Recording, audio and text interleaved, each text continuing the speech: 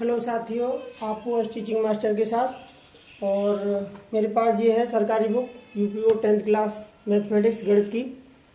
तो आज से बिल्कुल एकदम शुरू से शुरू करते हैं इस बुक्स को। और अगर आपने पेशेंस के साथ, धैर्य के साथ अगर ये पूरा वीडियो देखा बिना स्किप के, तो आपको part wise, part 1, part 2, part 3 इस तरीके से नंबर वाइज सारी पूरी मैथमेटिक्स मिलने वाली है। तो आप धैर्य के साथ बने रहिए। और मैं पूरी आशा करता हूँ और पूरा विश्वास भरोसा दिलाता हूँ, अगर आपने पूरा ये है कि आपने राइट डाउन किया, अपनी कॉपी पे लिखा, तो आप 70 में से 65 मार्क्स ला सकेंगे। ये मेरा वादा है आपसे। ये आप, मैं कन्फर्मली कह सकता हूँ कि अगर आपने इसे फेयर कॉपी में उतारा और अच्छे से रिवाइज किया तो आप अच्छे मार्क्स ऑब्टेन कर सकते हैं। तो बस आप पेशेंस के साथ बने रहिए और शुरू से शुरू करते हैं। आपको इस तरीके से पॉइंट टू पॉइंट बताया जाएगा कि कहीं कोचिंग पढ़ने तक की आपको आवश्यकता नहीं रहेगी। तो शुरू करते हैं आज से बिल्कुल एकदम। ये एनसीईआरटी की मैथमेटिक्स है सरकारी। तो इसमें हम शुरू करते हैं आज फर्स्ट एक्सरसाइज 1.1। एक्सरसाइज 1.1 देखिए, अगर आपको लगता है कि ये थोड़ा स्लो चल रहा है तो इसे थोड़ा स्पीड मोड पर कर दीजिए, जल्दी जल्दी चलेगा। और जो भी यहाँ पे लिखा हो उसे ऐसे करके स्क्रीन पर कीजिए जूम, तो वो बड़ा दिखेगा स्क्रॉल करके। तो आप उसे अपनी कॉपी में, फेयर कॉपी में राइट डाउन कर सकते हैं, ठीक है ना। तो बने रहिए अंत तक और हम शुरू करते हैं प्रश्न नंबर 1। क्वेश्चन नंबर 1,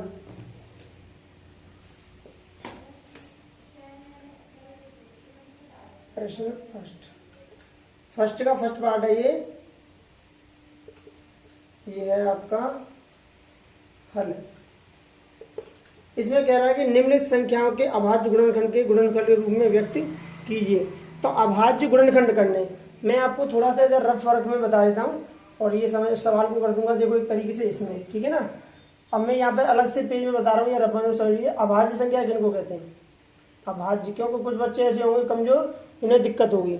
मैं चाहता हूँ कि हर बच्चे को समझ में आए जो बिल्कुल जीरो से भी शुरुआत हो इसकी। तो अभाज्य संख्याएं वे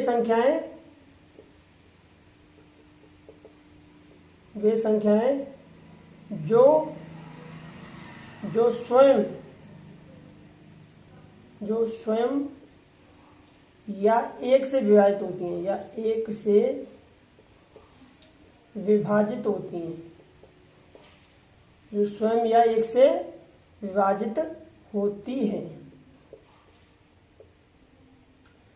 अभाज्य संख्या कहलाती है। अभाज्य संख्याएं कहलाती हैं। अब ये कौन कौन सी होती हैं? स्वयं एक से, जैसे 2 है तो 2 में किसी से नहीं भागा जा सकता, केवल 2 और 1 से ही जा सकता है। जैसे 3 है, 5 है, 7 है, 11, 13, 17, 19, 23, 29, 31, फिर यहाँ पे देख लीजिए 37, और 37 के बाद में आपका 41, 43, 47, 53, 59, 61, 67 एंड इस तरीके से। तो इसमें केवल या तो उस संख्या, जैसे कि वो संख्या जैसे कि 3 है तो 3 गुणा 1 मतलब 1, या तो 3 में भाग जाएगा या 1 से जाएगा। ऐसे ही 7 से जाएगा या 1 से जाएगा, 11 से जाएगा या 1 से। इनके अलावा और किसी से नहीं जाएगा। वैसे मान के चलो हमने लिया 8, तो 8 में 2 से भी जा रहा है, 4 से भी जा रहा है। ये वो संख्याएं, इनको हम प्राइम नंबर्स यानी प्राथमिक संख्याएं भी कहते हैं। तो इन्हीं नंबरों से हमको गुणनखंड करना है। तो देखिए पहला प्रश्न है इसका, फर्स्ट वाला 140। 1 से 40 के अभाज्य गुणनखंडों के गुणनफल रूप। 1 से 40, एक सेकेंड,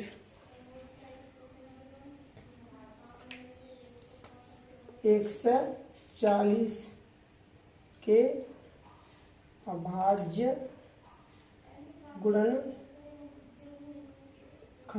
का गुणनफल रूप बराबर। अब देखो गुणनखंड यहाँ रफ वर्ग में करिएगा, यहाँ रफ वर्ग में लिख देता हूँ, वहाँ रफ वर्ग कहीं भी कर सकते हैं रफ वर्ग। तो 1 से 40 जैसे लिखा, तो 1 से 40 का क्या करेंगे? 2 सत्ते 14, 0, 2 का फिर भाग देंगे, 2 तिये 6, 2 पंजे 10, फिर 5 सत्ते 35 और 7 एकम 7। इसका मतलब है कि 2 का ऐसे भाग दे के देखते हैं। जैसे 1 से 40 है तो 2 सत्ते 14, यहाँ 0 जरा 0 है, 0 घटाएंगे 0 0 0। तो जो यहाँ होता है उसे यहाँ लिखते हैं और जो यहाँ होता है उसे जो है यहाँ लिखते हैं। अब ऐसे ही 2 का फिर 70 में देंगे तो 2 3 6, 7 में 6 के 1 और ये उतार 0, तो 2 पंजे 10, तो ये किधर जाएगा ऐसे और ये जाएगा ऐसे। तो इसका मतलब क्या निकला यहाँ पर, तो ये हो जाएगा 2 पे 2 है 2, तो यहाँ लिख लीजिए 2 गुणा 2 गुणा 5 गुणा 7 गुणा 1 बराबर ये 2 और ये 2, तो 2 पे कितना हो गया 2 गुणा 5 गुणा 7 और गुणा 1, ये हो गया आपका आंसर। इसे जो है कि घातांकी रूप दे देंगे जितने नंबर ऑफ टाइम्स रिपीटेशन होगा उसका। तो ये आपका फर्स्ट हो गया। ऐसी प्रकार से सेकंड देख लेते हैं। तो सेकंड का यहाँ पे देख सकते हैं आप प्रश्न, फर्स्ट का सेकंड हल। फर्स्ट का सेकंड का हल देखिए क्या है इसका। तो फर्स्ट के सेकंड के हल में है आपका ये है 156, 156 के अभाज्य गुणन खंडों का गुणनफल रूप। ये हो गया। इसी तरीके से अब इसका भी रेफर करेंगे, यानी इसको भी रफ में करके देखेंगे। तो इसको भी रफ में से करके देख लीजिए। 156 के फैक्टर 156, दो 2 सत्ते 14, 15 बचा 2 अट्ठे 16, 2 3 6 2 9 18। अब 3 से 3 गन 3 3 9 और 13 से 13 गन 13। अब वो संख्या देखो यही है 2 3 और 13, मतलब इन संख्याओं के अलावा कोई संख्या घर में नहीं आ सकती। इनके अलावा कोई संख्या नहीं ले सकते, बार बार इन्हीं से ही करना है। जैसे कि भाग के हुए देखेंगे 156, 2 7 जा 14 है, 2 7 14, 5 में 4 1 सब्ट्रैक्ट करेंगे और ये 0, ये 6 ले लिया, 2 8 या 16 माइनस सब्ट्रैक्ट करेंगे 0 0। ओके, तो 78 टाइम्स। इस तरीके से फिर 2 का इसमें डिवाइड करेंगे। फिर 2 से अगर 2 से दे जैसे 2 का देंगे 39 में, तो 2 1 जा 2 या 2 1 2, 3 में से 2 1 और ये 9 आ गया, 2 9 जा 18। तो ये क्या 1 रिमाइंडर वाला शेष फल बचा। तो शेष फल नहीं बचना चाहिए, बिल्कुल 0 आना चाहिए, तब उसे देंगे। तो जो 2 से नहीं जा रहा तो फिर किससे देंगे 3 से। तो फिर 3 से भाग दिया 39 में, तो 3 1 3 3 1 3 0 1, ये 9 यहाँ पे डन कर लिया, तो 3 3 या 9, 9 में से 9 सब्ट्रैक्ट करेंगे 0। तो इसका मतलब क्या है कि इस 3 से जा रहा है, तो जिससे जा रहा है उसी से करेंगे। तो हम यहाँ पे क्या लिख देंगे, यहाँ पे लिखेंगे आपका 2 मल्टीप्लाई 2 मल्टीप्लाई 3 मल्टीप्लाई 13 मल्टीप्लाई 1। अब 1 इसलिए लेते हैं कि कभी कभी मासा या लासा कॉमन मिलने वाला हो, कोई संख्या न मिले मासा में महत्तम समावर्तन में, तो वो 1 को लेते हैं यहाँ पे। ठीक है, इसीलिए इसको लिखते हैं। अब ये देखो रिपीटेशन में दे रहा है, इसीलिए इसको पावर फॉर्म में कर देंगे, यानी घाता के रूप में। 2 पे 2 हो गया घात 3 गुणा 13 गुणा 1, ये आपका क्या हो गया आंसर हो गया। इसी प्रकार से आपकी 2 प्रश्न बचे हुए हैं, 5005 और 7429। ये भी आपको गुणनखंड के रूप में लिखने। 5005 में ये 1001 का 5 का भाग देंगे तो 1001 आएगा, और फिर 1001 का डायरेक्ट मतलब गुणनखंड के रूप में दिखाना। ये फिक्सेशन नहीं है कि मतलब आपको मतलब कितना फैक्टराइजेशन कितना आता है आपको।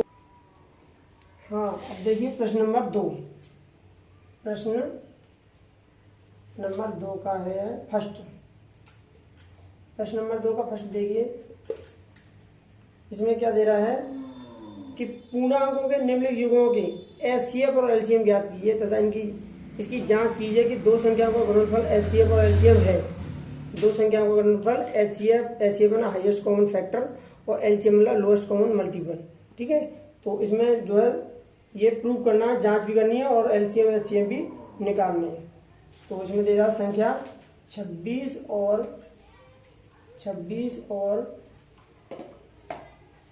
91 का, या फिर इसमें चाहो तो ये लिख सकते हैं कि पहली संख्या बराबर, पहली संख्या बराबर 26, दूसरी संख्या बराबर 91। तो यहाँ पे दे रहा है एचसीएफ, तो एचसीएफ 26 और 91 का HCF यानी हाईएस्ट कॉमन फैक्टर मतलब महत्तम समापवर्तक। तो तो निकाल लीजिए यहाँ पे, जैसे यहाँ कर लीजिए या फिर रफ वर्क में कर लीजिए इधर। जैसे 26 के फैक्टर करेंगे तो दो तरीके से इसे निकाल लेते हैं। तो 2 गुना 2 3 6 और ये 13 गुना 13, तो 26 बराबर कितना हो गया। अभी एक उसका और निकाल लीजिए 91 का। तो 3 से नहीं जा रहा है क्योंकि 3 3 1 में नहीं जाएगा। 7 से 7 1 7 2 4 7 3 21 13 और ये 13 7 91, यानी 26 बराबर हो जाएगा 2 गुना 13 और गुणा 1 लिख लीजिए ये सब, और 91 बराबर हो जाएगा 7 गुना 13 गुणा 1। तो जब दोनों का मासा लेंगे तो मासा मतलब मिलती संख्या। वैसे तो कॉमन होता है हाईएस्ट कॉमन फैक्टर, कॉमन मतलब मिलता मिलता, तो मास से मिलती है साथ ही संख्या समझ लीजिए। तो ये 13 मिल रहा है, यहाँ पे 13 मिल रहा है और 1 मिल रहा है, तो 13 गुना 13 हो गया। एक तो ये फैक्टर मेथड होता है और एक होता है डिवीजन मेथड, यानी भाग वाला। तो क्या करते हैं कि छोटी संख्या को तो ऐसे लिखते हैं और बड़ी संख्या को इस तरीके से। तो 13 दूनी 26 0 0, तो यहाँ जो बच के निकल के आता है वही होता है। ये डिफरेंट में उसे अलग बता देंगे, लेकिन फिलहाल ये समझ लीजिए कि जो यहाँ बच जाता है, जैसे कि यहाँ पर होता है, जैसे मान चलो और ज्यादा 28 होता, तो 8 में से 6 घटा के 2 बचता और फिर यहाँ 13 को उतार लेते, फिर इसमें पूरा पूरा जहाँ पूरा पूरा रुक जाता उसी को फिर इसको घटा के यहाँ रख देते, फिर इसको बीच में रखते थे, इस प्रकार से चलते रहते। तो फिलहाल इसका आ गया 13। तो 26 और 91 का एचसीएफ बराबर 13 एवं तथा 26 और 91 का एलसीएम बराबर, एलसीएम मतलब लघुत्तम समापवर्तक लक्ष्य बराबर कितना हो जाएगा। अब जैसे कि इसमें 13 है तो 13 तो कॉमन मिलता ही हो गया मल्टीप्लाई। अब इसमें से ऊपर क्या बच रहा है 2 और नीचे बच रहा है 7, तो यहाँ पे 2 और गुणा 7, तो कितना हो गया 7 दूनी 14, यानी 13 गुणा 14।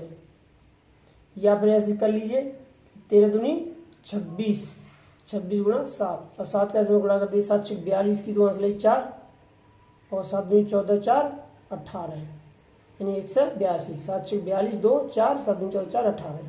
ठीक है, अब हमारे पास पहली संख्या हो गई, दूसरी संख्या हो गई और मासा हो गया, लासा हो गया। तो इसी में एक सूत्र दे रहा है, देखो बुक है ये सरकारी एनसीईआरटी की, और इसमें ये दे रहा है कि दो, ये बात जांच कीजिए कि दो संख्याओं का गुणनफल एचसीएफ और एलसीएम है। तो यहाँ पे लिखेंगे दो संख्याओं का गुणनफल, दो संख्याओं का गुणनफल, दो संख्याओं का गुणनफल बराबर एचसीएफ इंटू एलसीएम। ये बात सिद्ध करनी है कि ये दोनों बराबर हैं या नहीं है, ये बात जांचनी है हमको। इसकी जांच कीजिए, तो जांच करते हैं। तो दो संख्याओं का गुणनफल, तो दो संख्या क्या है, पहली है दूसरी है, तो दोनों का गुणनफल मतलब 26 गुणा 91, दोनों का गुणनफल हो गया बराबर। एचसीएफ कितना है, एचसीएफ है आपका 13 और एलसीएम है आपका 182 182।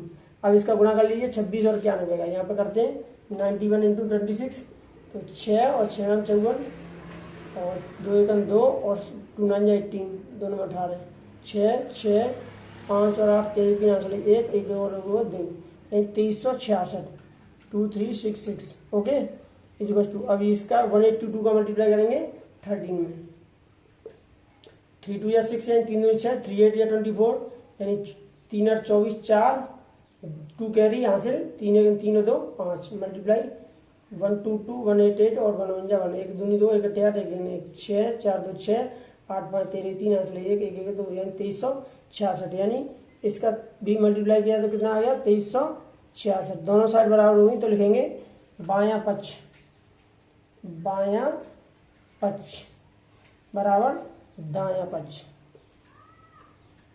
अगर ऐसे ना लिखो तो आप लिख सकते हैं LHS लेफ्ट हैंड साइड बराबर RHS, RHS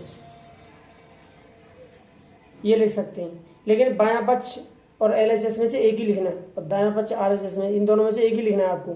ठीक है ना, तो आप हिंदी में लेने दीजिए और कोई इंग्लिश में लिखना चाहे तो हिंदी वाला में लिखना। मैं फिलहाल इसे यहाँ से हटा दे रहा हूँ कि कहीं कुछ बच्चे मतलब दोनों को ना लिखिए। तो यहाँ पे क्या हो गया, अतः यहाँ लिख दीजिए, अतः जांच हुई, जांच हुई। ठीक है। इस और दायां पक्ष बराबर बायां पक्ष नहीं कर रहे तो कर लीजिएगा, दोनों पक्ष समान है अतः जांच हुई। क्लियर है।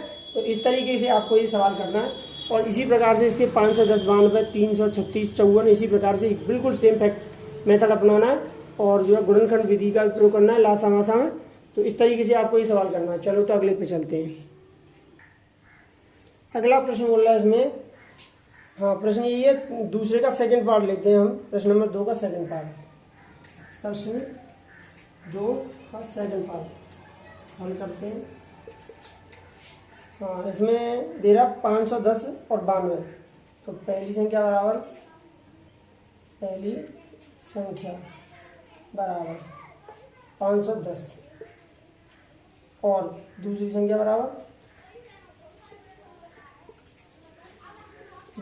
बराबर है इसमें 92 यानी 92। अब वही फैक्टर करने हैं, रफ वर्ग में आपको फैक्टर करने पड़ेंगे। यहाँ रफ वर्ग कर लीजिए और 510 के गुणनखंड कर दिए। देखो डायरेक्टली भी मैं लिख सकता हूँ, लेकिन क्या है ना कि जो बच्चे बिल्कुल शुरुआत से कर रहे हो उनको भी समझ में आना चाहिए, मेरा कहने का मतलब ये है। ठीक है, चलो ब्लैक से कर दिया है, वैसे ये ब्लू से चलो इससे कोई दिक्कत नहीं, सारा ऐसे से करते हैं। तो ये हो गया 2 दूनी 4, एक बचा 2 2 4 1 और 2 5 10 2 5 10। ओके, अब इसका फिर 5 से जाएगा, 5 5 25 55 25 और 5 1 5, 3 से 3 1 3 2 बचा 3 7 21 और 17 1 17। ठीक है, तो ये हो गया 5 से 10 और अब करेंगे 92 यानी 92 का। तो 92 क्या हो जाएगा, 2 से 2 चौक 8, 2 हो जाए 8 1 और 2 6 12, 2 से 2 4 2 3 6 2 4 और 2 6। अब 23 का इसी से जाएगा। अब इसका जैसे कि 5 से 10 बराबर कितना हो गया, 5 से 10 बराबर 2 5 3 और 17। 3 को पहले ले लो, बाद में इससे कोई फर्क नहीं पड़ने वाला है। 92 + 2 2 × 2 2 × 2 और 23 × 1। अब देखो मासा का मतलब होता है, अभी आप लिखेंगे 5 से 10 एवं 92 का मासा, 5 से 10 एवं 92 का, 5 से 10 एवं 92 92 का HCF यानी मासा मतलब महत्तम संवर्धक बराबर।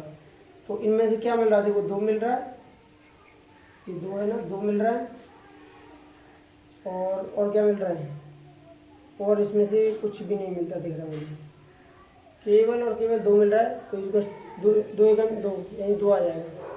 अब 5 से 10 एवं 92 का LCM यानी लघुत्तम संवर्धक बराबर। अब देखो 2 तो मिल ही रहा है और जो नहीं मिल रहा है उसे उतारेंगे अब। तो इसमें क्या मिल रहा है, 5 3 17 ऊपर है, 5 3 और 17 ऊपर है और नीचे क्या है 2 और 23, 2 और 23 ये है। ठीक है,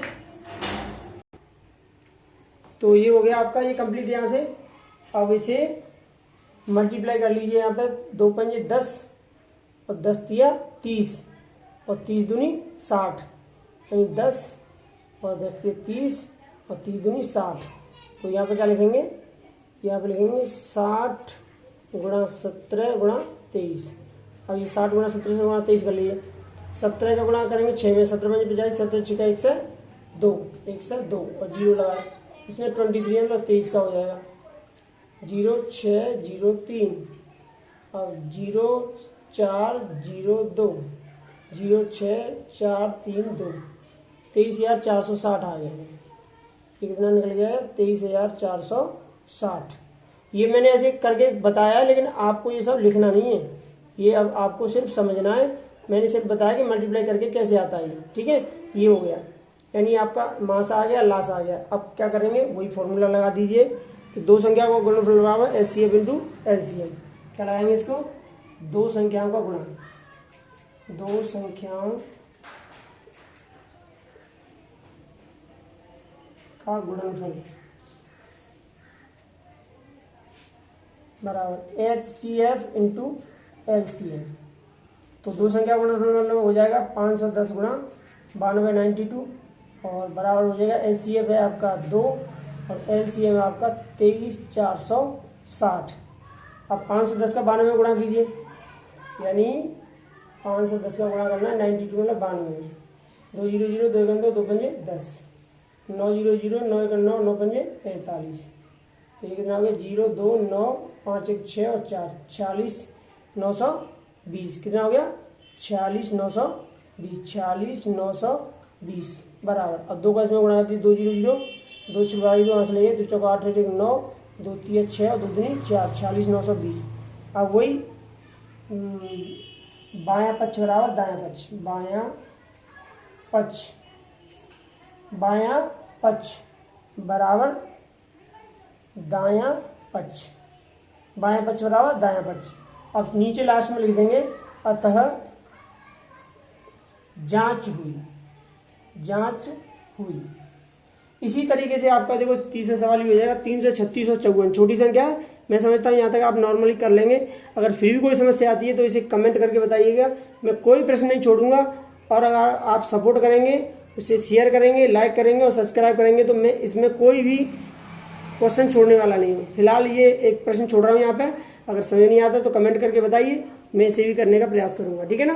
क्योंकि अगर सारे प्रश्न A to Z ले लिए तो बहुत लंबे लंबे वीडियो हो जाएंगे और आप देख भी नहीं पाओगे और बहुत ज़्यादा स्किप करोगे। इसीलिए मैं जो छोटे क्वेश्चन होंगे नॉर्मल होंगे जिसे आप इजीली कर पाएंगे उसे छोड़ दूंगा, बाकी सभी को कराने का मैं प्रयास करूंगा। तो आगे चलते हैं,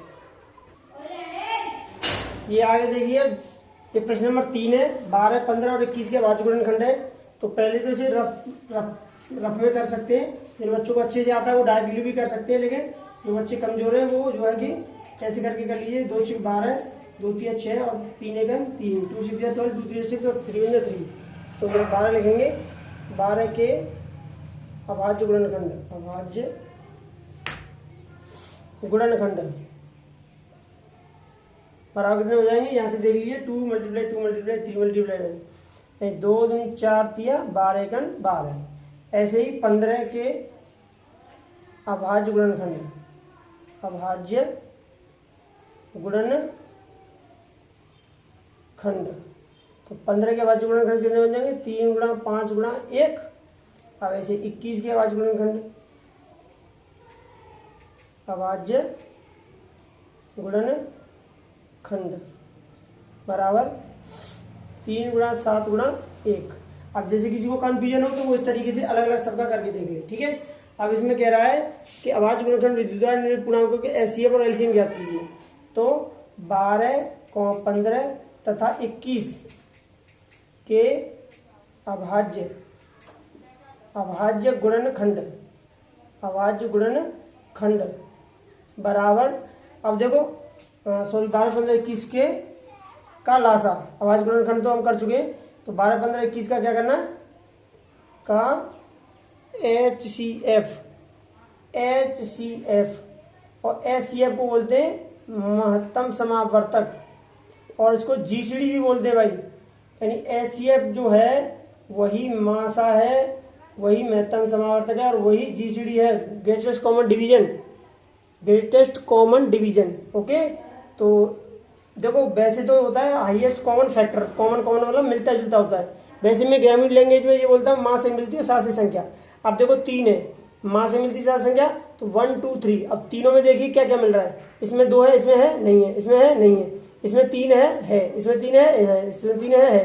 तो सबसे पहले तो 3 आ गया। उसके बाद में इसमें 5 है, इसमें कहीं 5 नहीं, इसमें 7 है, इसमें भी नहीं, इसमें भी नहीं है, लेकिन 1 1 तीनों में है, तो इसका मतलब 1 आ गया। तो 3 1 3, यानी 12, 15 और 21 का मासा जो निकल गया है, एचसीएफ निकल गया है, हाईएस्ट कॉमन फैक्टर, या इसे जीसीडी भी कहते हैं, ग्रेटेस्ट कॉमन डिवीजन, वो कितना निकलेगा 3। अब इसमें निकलेगा लासा, यानी अब इसमें लिखेंगे 12, 15 तथा 21 का एलसीएम, एलसीएम मतलब लघुत्तम समापवर्तक, ठीक है। तो इसे क्या करेंगे कि 3 जो मिलता है वो तो लेंगे ही, जो मिलती हुई संख्या को ले लेते हैं, उसके बाद बची हुई संख्या, तो बच क्या रही है, इसमें 2 और 2 बच रही है, यानी मल्टीप्लाई कर लीजिए 2 × 2। अब दूसरे सेकंड वाले में क्या बच रहा है, 5 बच रहा है, और थर्ड वाले में क्या बच रहा है, 7 बच रहा है। अब जैसे मान चलो यहाँ पे 5 हो और यहाँ पे भी 5 हो, तो ये और ये दोनों को एक ही 5 लेंगे। अब जैसे कि मान चलो अब इसमें 5 नहीं है तो मासा तो नहीं बनेगा, लेकिन इसमें 5 हो, इसमें भी 5 हो, 5 इसमें भी हो, 5 इसमें भी हो, तो फिर इन दोनों का एक ही लेंगे। लेकिन यहाँ पे क्या 5 है तो 5 ले लिया, और लास्ट में बच रहा है आपका 7, तो 7 ले लेंगे। यानी मिलते मिलते प्लस शेष बचे हुए सबको मल्टीप्लाई फॉर्म में गुणित रूप में ले लेते हैं। 3 का 2 में करेंगे 3 दूनी 6, यहाँ से यहाँ तक कितना हो गया 6, 6 का इसमें करेंगे 12, 12 का 5 पे करेंगे, 12 में 60 और 60 का 7 में 6 7 42 यानी 420 आएगा। कितना आएगा इसका? 420। ये मैंने आपको समझाया कि अगर किसी को नहीं आता कि यहाँ तक 3 दूनी 6 6 दूनी 12 तक आ गया, अब 12 का नहीं आ रहा किसी को गुणा, तो 12 का 5 में कर लीजिए, 5 में 10 जीरो 5 में 5 6। और 60 का नहीं आ रहा तो 7 का गुणा कर लीजिए, 7 का 7 जीरो जीरो 7 42। इस तरीके से आप रफ वर्क में से कर सकते हैं। और ये मैंने सिर्फ समझाने के लिए किया है, इसको आप लिखना नहीं है या फिर सॉल्यूशन करना है तब नहीं लिखना है, समझने के लिए मात्र है बस। तो 4 से 20 आ गया। अतः HCF बराबर कितना निकला हमारा? 3 और या तथा लगाइए, तथा LCM इक्वल टू 420। ये आपके हो गए आंसर। क्लियर है? इसी तरीके से आपको आगे निकालते चले जाना है। आगे देखिए प्रश्न नंबर 4। प्रश्न नंबर 4 क्या कह रहा है कि HCF 306 और 657 9 दिया है। LCM 306 657 ज्ञात कीजिए। तो HCF 306, तो यहाँ अपनी भाषा में लिखना चाहो तो ऐसे लिख सकते हैं कि 306 और 657 657 का HCF क्या होता है? मासा यानी GCD महत्तम समावर्तक बराबर है आपका 9। इसमें ये दिया हुआ है सब। और LCM यानी 306 और 657 का LCM यानी लघुत्तम समावर्तक, ये आपसे पूछ रहा है। तो एक सूत्र आपने पढ़ा होगा कि HCF इंटू LCM, पिछले क्वेश्चन में ये दिया था बराबर पहली संख्या गुणा दूसरी संख्या। वी नो दैट, हम जानते हैं कि मासा गुणा लासा बराबर पहली संख्या गुणा दूसरी संख्या के बराबर होता है। तो देखिए, तो HCF कितना दिया हुआ है? 9 और LCM क्या है? पूछा है। पहली संख्या कितनी है? 306 गुणा दूसरी संख्या कितनी है? 657। तो LCM क्या हो जाएगा? 306 गुणा 657 बट्टे 9, और 9 से इसे काट लीजिए।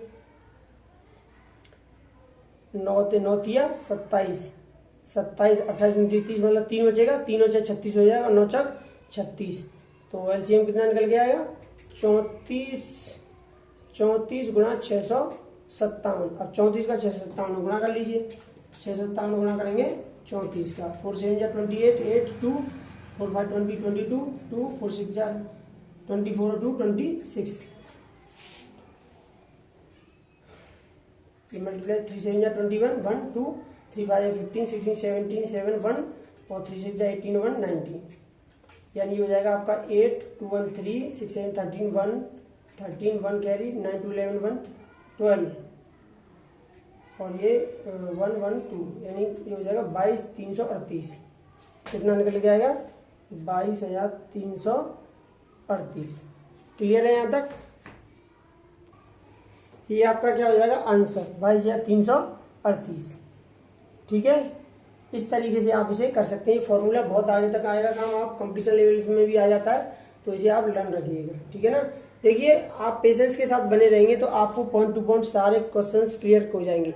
आप ये समझिए कि घर बैठे अपना कोचिंग सेंटर खुल गया आपके लिए, ट्यूशन की तरह पढ़ोगे, एक एक पॉइंट को मल्टीप्लाई भी पूरा डिटेल में बता रहा हूँ।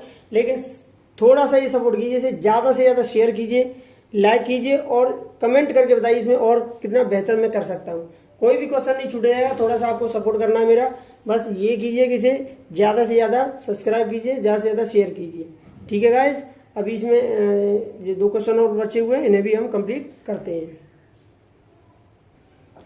चलो भाई, प्रश्न नंबर देखिए अब 5, 4 हो गया। प्रश्न नंबर 5, प्रश्न नंबर 5 क्या कह रहा है? देखो, इसमें कोई कैलकुलेशन नहीं दिख रही, ओनली भाषा है। जांच कीजिए कि क्या किसी प्राकृत संख्या n के लिए संख्या 6 पे n अंक 0 पर समाप्त हो सकती है। तो इसमें क्या लिखना है? यानी जो n, जो छोटी n दे रहा है कि n अवयव है n का, यानी प्राकृत संख्या का। तो इसमें क्या करना है कि 6 पे n, या कॉमा लिख दिए, 6 पर n संख्या 0 पर समाप्त नहीं होगी। होगी, क्योंकि 6 पे n इक्वल टू 3 मल्टीप्लाई 2 पर n है, जबकि संख्या के 0 पर समाप्त होने के लिए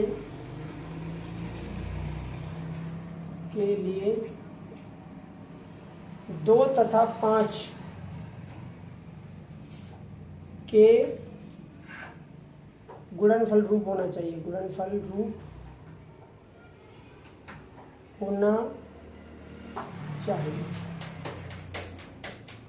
रूप होना चाहिए। क्लियर है? हाँ, तो साथ ही इसमें केवल भाषा लिखनी थी और कुछ नहीं करना था। कोई भी संख्या अगर होगी जो 0 समाप्त हो रही होगी, उसके गुणनफल में और भी सारी संख्या हो सकती है, लेकिन 2 और 5 होना बहुत जरूरी, कंपलसरी है। ठीक है ना? अगर ये 2 5 नहीं हुए तो, क्योंकि ये 6 में 3 और 2 ही आ रहा है तो 5 नहीं है, तो इसीलिए केवल भाषा लिखनी है। अब इस भाषा को कैसे लिख सकते हैं आप, ये आप पर डिपेंड करता है। n अवयव n 6 पे n संख्या 0 पर समाप्त नहीं हो सकती, क्योंकि 6 पे n के गुणनखंड में 3 गुणा 2 है, जबकि संख्या 0 पर होने के लिए 2 तथा 5 होना आवश्यक है। वो अपने अनुसार तोड़ मोड़ के कैसे भी लिख सकते हैं। मेन मोटिव और मेन पॉइंट है ये। ठीक है ना? तो इसी प्रकार से देखो, इसमें क्वेश्चन अभी 2 रह गए हैं, ये मैं अगली वीडियोज में डालूंगा पार्ट सेकंड में। ये होगा आपका part first, part second, part third. इसी प्रकार से और जो मैथमेटिक्स जो एनसीईआरटी की सरकारी बुक है, ये यूपी बोर्ड 10th क्लास के जितने भी यूपी बोर्ड के बच्चे हैं, मेरी अभी से अग्रिम शुभकामनाएं कि आप बहुत अच्छे तरीके, शानदार और जानदार तरीके से पढ़िए। 10 बजे से पहले कोई सोए नहीं और टाइम टेबल के साथ पढ़िए। मैं गारंटी के साथ कह सकता हूं आप 90+ मार्क्स ऑब्टेन करेंगे आप यूपी बोर्ड एग्जाम के टाइम पर। तो जो बच्चे बेस्ट करना चाहते हैं वो अभी से इसकी फेयर कॉपी बनाइए, और प्लीज इसे जो ज्यादा से ज्यादा शेयर कीजिए और सब्सक्राइब कीजिए। मैं ये सारे क्वेश्चंस भी मैं आगे सोल्व कराने वाला हूँ। इसी प्रकार से ये सब चलने वाला है। आगे मैं सारे क्वेश्चंस 1 बाय 1 करके वीडियो डालूंगा, तो आप बस बने रहिए अंत तक और पेशेंस के साथ इसे देखते रहिए। Thank you guys.